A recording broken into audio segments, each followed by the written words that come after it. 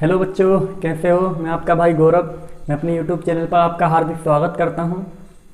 तो जैसा कि आज हमारी अगली एक्सरसाइज है, 10th क्लास की मैथ है, उसकी अगली एक्सरसाइज हमारे पास 3.3 नई एनसीईआरटी बुक के हिसाब से है 3.3 और पुराने वाली के हिसाब से है 3.4।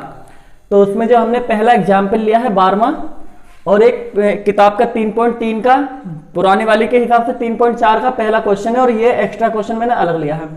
तो हमने क्या किया था, सबसे पहले ग्राफ विधि से हल किए हैं, फिर इसको प्रतिस्थापन विधि से हमने 3.2 एक्सरसाइज में हमने प्रतिस्थापन विधि से हल किया। अब इसके बाद जो हमारा है अगली एक्सरसाइज है विलोपन विधि से हल करना है। पहले प्रतिस्थापन विधि से हमने हल कर लिया, अब हम हल करेंगे विलोपन विधि से। तो विलोपन विधि में को हल करने के लिए 3 टाइप के सवाल बनेंगे, 3 टाइप के। एक तो सवाल कुछ ऐसा बनेगा, ये है, और एक इसमें का होगा और एक इसमें का होगा। अब फर्क क्या है तीनों में, देखो फर्क कितना है। हमें क्या चाहिए, जब विलोपन विधि से जब हल करते हैं दो समीकरणों को, तो उसमें क्या होना चाहिए, या तो x के जो गुणांक हैं वो दोनों तरफ सेम होने चाहिए, या y के गुणांक सेम होने चाहिए। जैसे इधर 2 है तो इधर भी 2 होना चाहिए, या यहाँ 4 है तो वहां भी 4 होना चाहिए। पहली बात, गुणांक क्या होने चाहिए विलोपन विधि से हल करने के लिए, सेम होने चाहिए। या तो y के गुणांक सेम हो या x के गुणांक सेम हो। ऐसे ही इधर भी दोनों के गुणांक सेम होने चाहिए या y के गुणांक सेम होने चाहिए। ऐसे इसमें भी x के गुणांक सेम होने चाहिए, 3 है तो 3 इधर भी हो, 2 है तो 2 इसमें भी हो, मतलब 2 2 होना चाहिए, 3 3 जो भी है। या इधर 5 है तो इसमें भी 5 होता y, या इधर 2 है तो इधर भी 2 y होता। तो कहने का मतलब अगर विलोपन विधि से हम हल करते हैं तो उस समीकरण में क्या होना चाहिए, पहली बात x के गुणांक सेम होने चाहिए। अगर x के गुणांक सेम नहीं है तो y के होने चाहिए, मतलब x या y में से किसी भी चीज के गुणांक x के या y के सेम होने चाहिए, पहली बात। अगर गुणांक सेम है तब तो डायरेक्ट ही हल कर लेते हैं हम समीकरण को। तरीका बताऊंगा कैसे हल करते हैं हम। अगर गुणांक सेम नहीं है तो उनको सेम बनाओगे। अब वो कैसे बनाएंगे, गुणा करके। वो गुणा कैसे करेंगे, वो किसकी गुणा हमें करनी पड़ेगी उस समीकरण में, वो देखेंगे। तो 3 प्रकार के सवाल बनेंगे, एक तो इस प्रकार का, एक इस प्रकार का और एक इस प्रकार का। कहने का मतलब इनके गुणांकों को सेम बनाना है। एक कैसा प्रकार बनेगा कि जैसे ये 2 है, मतलब 4 है, तो इसको 4 बना लो, इसको 4 बना लो। तो 4 कब बनेगा, इसमें 2 की गुणा कर दो पूरे समीकरण में। जब 2 की गुणा करोगे तो 4 बन जाएगा, ठीक। एक प्रकार का सवाल ये हो गया कि केवल एक ही समीकरण में गुणा करनी पड़ेगी। वो कैसे पता चलेगा कि अगर ये 2 है, 2 से 4 कटने वाला है, 2 से 4 कटने वाली संख्या है, 6 हो 8 हो कुछ भी हो, कटने वाली संख्या हो, 2 से कटने वाली संख्या, तो उसमें उसकी गुणा कर दो, जितने की गुणा करके ये 4 बन जाए, वो देखी जाएगी। या ऐसा काम कर लो, जैसे यहां 6 है तो इसमें 6 की गुणा कर दो। तो कहने का मतलब इस सवाल में, इस प्रकार के सवाल में केवल एक ही समीकरण में गुणा करनी पड़ेगी और गुणांक क्या बन जाएंगे, सेम हो जाएंगे। जैसे इसमें 2 की गुणा कर दो, 4 4 गुणांक हो जाएंगे। या 2 की नहीं करना चाह रहे, तुम y को सेम बनाना चाह रहे हो तो 6 की गुणा कर लो पूरी समीकरण में, तो 6y हो जाएगा, पहली बात। तो इसमें इस वाली समीकरण में हम क्या करेंगे, केवल एक ही, इस प्रकार के सवालों में केवल एक ही समीकरण में गुणा करनी पड़ेगी। ये सवाल है। इसमें का सवाल ये भी है, जैसे इसके गुणांक में कुछ नहीं है तो केवल इसमें 2 की गुणा कर लो। इसमें किसकी गुणा कर ली हमने, 2 की गुणा कर ली, 2 की। यह एक काम करो, यहां पे कर लो, ये कर लिया हमने। ये सवाल सेम इस प्रकार का था इसलिए मैंने चेंज कर दिया। जैसे एक सवाल इस प्रकार का होगा कि गुणांक पहले से ही सेम दिए होंगे, जैसे यहाँ 2 था तो यहाँ 2 लगा लो, या x है तो x रहने दो, क्योंकि गुणांक में कुछ नहीं तो 1 है, तो यहाँ से 2 2 लगा ले, देखो दोनों तरफ गुणांक सेम है, ठीक। या y के गुणांक सेम हो सकते हैं। तो एक प्रकार का सवाल ये बनेगा कि केवल एक ही समीकरण में गुणा करनी पड़ेगी गुणांक को सेम बनाने के लिए। एक सवाल इस प्रकार का बनेगा कि गुणांक पहले से ही सेम होंगे। एक प्रकार का सवाल तब ये बनेगा कि जिसमें अब देखो 2 से 3 कटने वाला नहीं है, या 3 से 2 कटने वाला नहीं है। अगर इधर देखो तो 5 से 2 कटने वाला नहीं है, 2 से 5 कटने वाला नहीं है। तो ऐसे सवालों में दोनों ही समीकरण में गुणा करनी पड़ेगी, इसमें भी गुणा होगी, इसमें भी गुणा होगी। अब वो गुणा किसकी होगी वो देखेंगे। पहले इस सवाल को हल करने का तरीका देखो, इस प्रकार के सवाल को। तो क्या करेंगे, कोई सी भी किस समीकरण में, इसमें क्या करो, 2 की गुणा कर लो।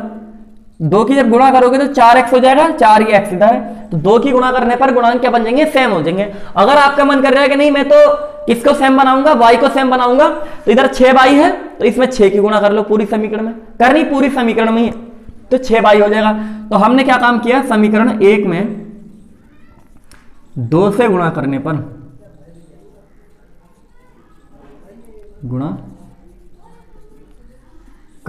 करो 2 से गुणा। जब इसमें 2 से गुणा करेंगे तो कितना हो जाएगा, 4x प्लस क्या 2y बराबर 16। इस समीकरण में, पहली वाली समीकरण में हमने 2 से गुणा किए। 2 से इसमें करोगे 2 दूनी 4, 2 से इधर करोगे 2y, 2 से इधर करोगे तो 16। अब जो दूसरी समीकरण है वो है ये 4x प्लस का 6y बराबर 7। अब क्या करो, इन्हें हल कर दो। हल कैसे करते हैं, दो समीकरणों में ऐसे लिखा, एक तो वो गुणा करके लिखी और जो दूसरी है वो लिख दी इसके नीचे। अब कैसे हल करेंगे हम इसे, ये 4x प्लस का, ये भी 4x प्लस का।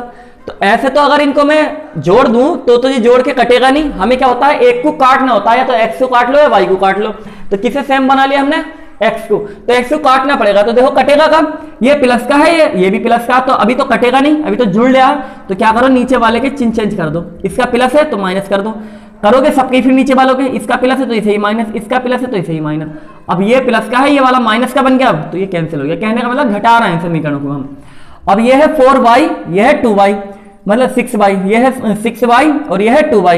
ये 6y माइनस का है, ये 2y प्लस का है। तो 6 में से 2 घटेगा, कितना बचेगा 4y, चिन्ह बचेगा माइनस का, क्योंकि माइनस का 6 बढ़ा। अब चिन्ह नीचे वाले हैं, ऊपर वाले चिन्ह नहीं है ये वाले, अब नीचे वाले चिन्ह है बराबर, ये आया बराबर।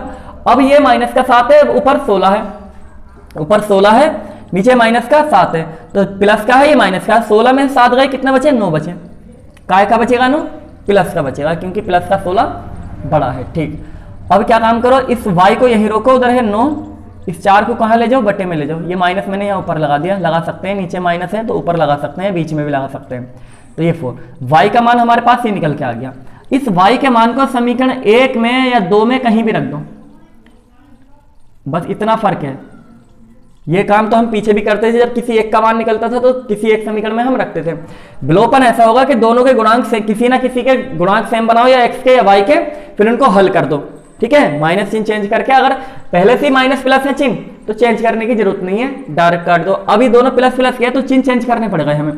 तो ये घट गया, 4y बचा, ये भी घट गया, 9 बचा, y को यहीं छोड़ा, 4 पहुंच गया बटे में। इसको समीकरण 1 में रख दो या 2 में रख दो। एक क्या है 2x प्लस y की जगह रखोगे माइनस का 9/4। तो देखो जब माइनस का 9/4 रखूंगा y की जगह, तो ये चिन्ह प्लस का है, ये चिन्ह बन जाएगा माइनस का, तो माइनस का 9/4 और बराबर में क्या है उधर 8। अब यह है 2x बराबर, उधर है 8, इस 9/4 को उधर लेके जाओगे तो 9/4 प्लस का हो जाएगा, इसके बटे में 1 मान लो। तो ये 2x बराबर एलसीएम लोगे 4 आ जाएगा, 1 से 4 कटेगा 4 बार, 4 की गुणा 8 में, 8 चौक 32, फिर 4 से 4 एक बार कटेगा, 1 की गुणा 9 में तो 9। अब यह 2x बराबर कितना हो गया जोड़ के, ये 41 हो गया, जोड़ के ये हो गया 41, और बटे में क्या है 4। अभी 4 से कटने वाला तो है नहीं, 41 अभाज्य संख्या, तो x को यहीं छोड़ो, इधर है 4, ये 2 कहाँ आ जाएगा बटे में आ जाएगा इसके, यानी कि नीचे 4 की गुणा में नीचे आ जाएगा बटे में। 41 बटे 2 की इसी में गुणा करो, 2 चौक 8, तो x का मान हमारे पास आ गया 41/8 और y का मान हमारे पास आ गया माइनस का 9/4। यह है एग्जाम्पल नंबर 12। नई एनसीईआरटी के हिसाब से एक्सरसाइज है 3.3 और पुरानी के हिसाब से है 3.4। तो इस सवाल का स्क्रीनशॉट ले लीजिए, फिर हम इस वाले को करते हैं। इसका करने का तरीका क्या होगा,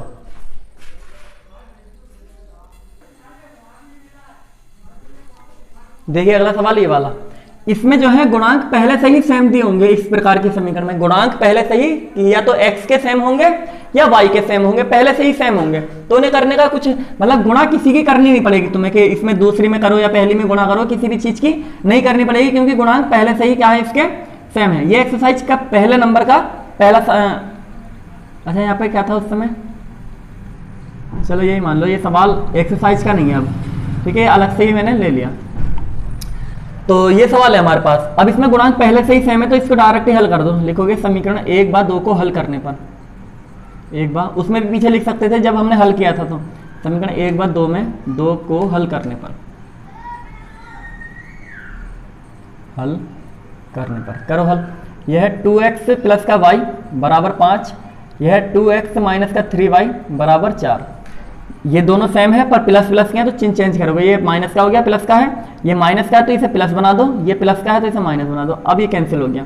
अब ये 3y प्लस का, ये भी प्लस का, तो मिलके हो गया 4y, ये 3y और ये 1y, तो मिलके 4y। ये 4 है माइनस का, ये 5 है प्लस का, तो 5 में से 4 जाएगा, 1 बचेगा। अब y को यहीं रोको, 4 कहाँ जाएगा बटे में, तो y का मान हमारे पास ये आ गया।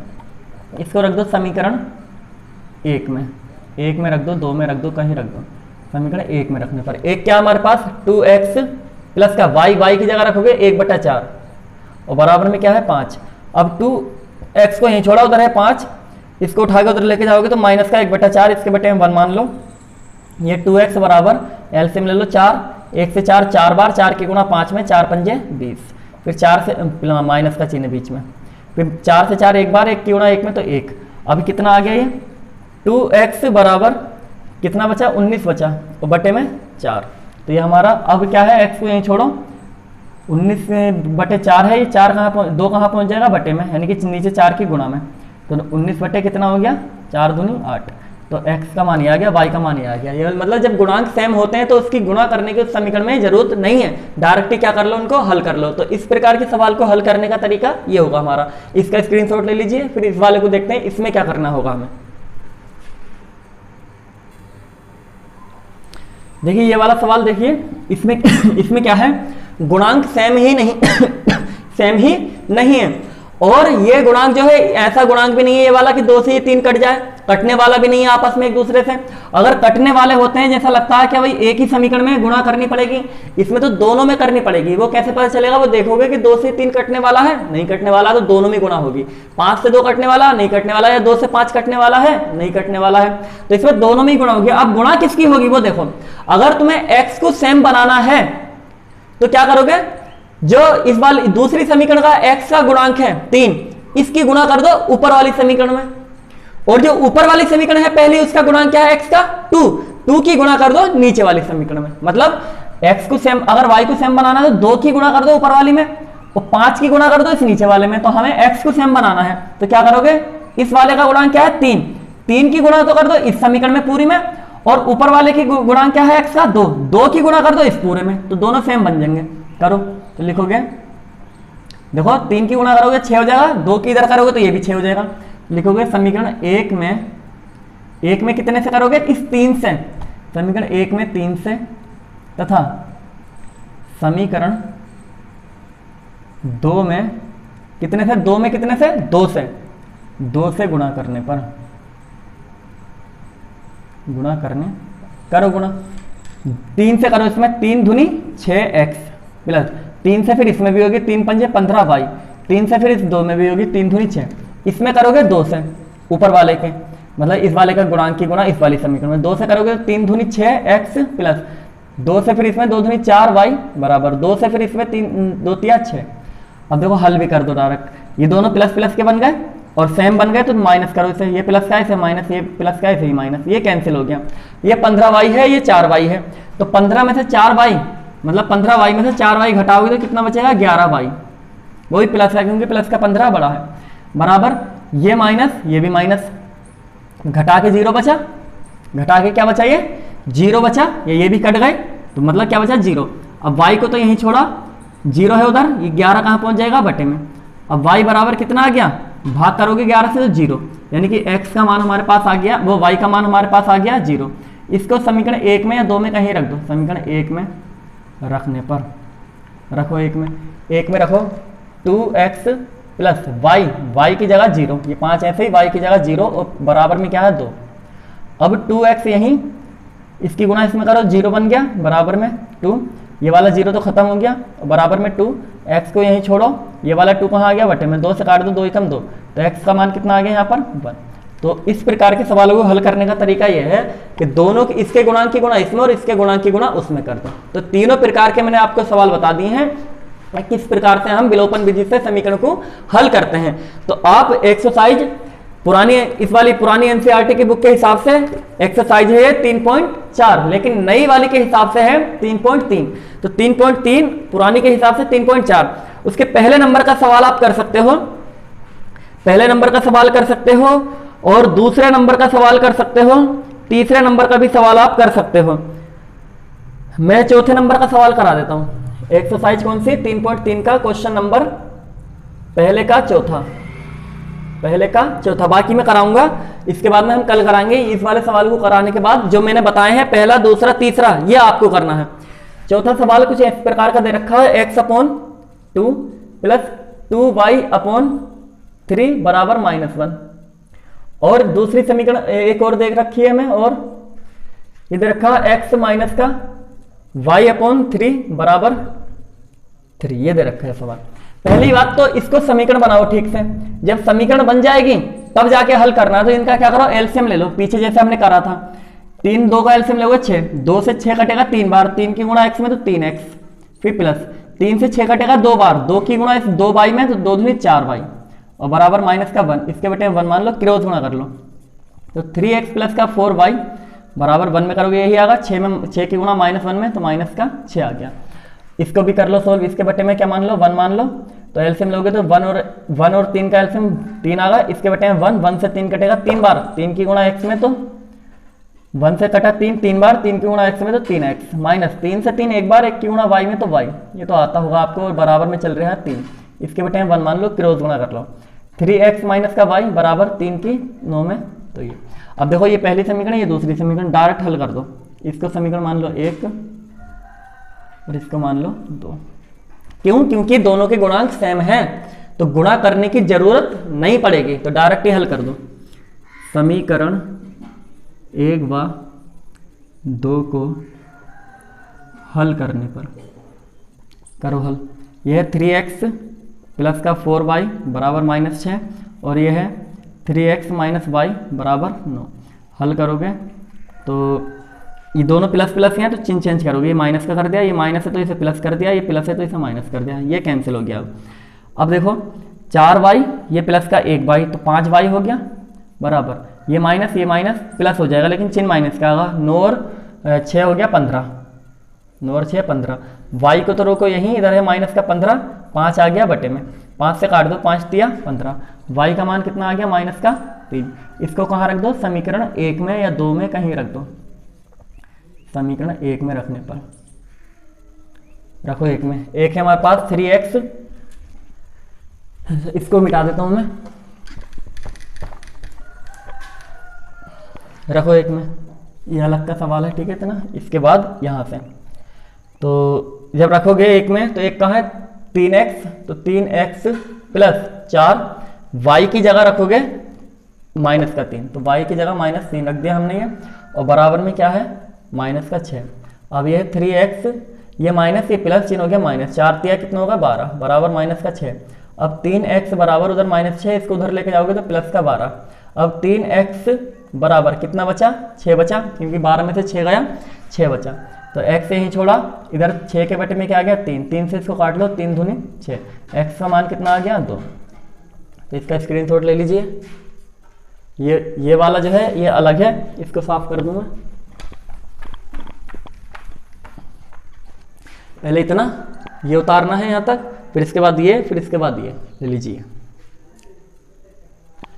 अब देखो इस प्रकार के हमारे सवाल कंप्लीट हो चुके हैं, मतलब तरीके मैंने तीनों प्रकार की समीकरण से हमने देख लिया कि एक समीकरण तो वो होगी जिसमें किसी की गुणा ही नहीं करनी पड़े, एक समीकरण वो होगी कि जिसमें केवल एक ही समीकरण में गुणा करनी पड़े, और एक वो होगी कि जिसमें दोनों में ही गुणा करनी पड़े। तो तीनों प्रकार के सवाल हमने देख लिए। आप एक्सरसाइज 3.3 नई किताब के हिसाब से, पुरानी के हिसाब से 3.4 के पहले नंबर के पहला सवाल, दूसरा सवाल, तीसरा सवाल, ये आप लोगों को करना है। बाकी कल मैं कराऊंगा इसके, और इसके एग्जाम्पल वगैरह मैं कराऊंगा पहले, फिर उसके बाद में हम कुछ नीचे हिंदी के सवाल दे रखे हैं इसी में, उनको देखेंगे। तो आज के लिए इतना ही, और आप क्या करना, इसकी प्रैक्टिस करते जाना, अच्छे से पढ़ाई करना, और जो भी अगर समझ में नहीं आता है तो क्या करना, आप कमेंट करके उसको पूछ लेना कि भाई ये क्या, कोई चीज़ अगर समझ में नहीं आती तो मैं इसको क्या कर दूंगा, एक्सप्लेन कर दूंगा।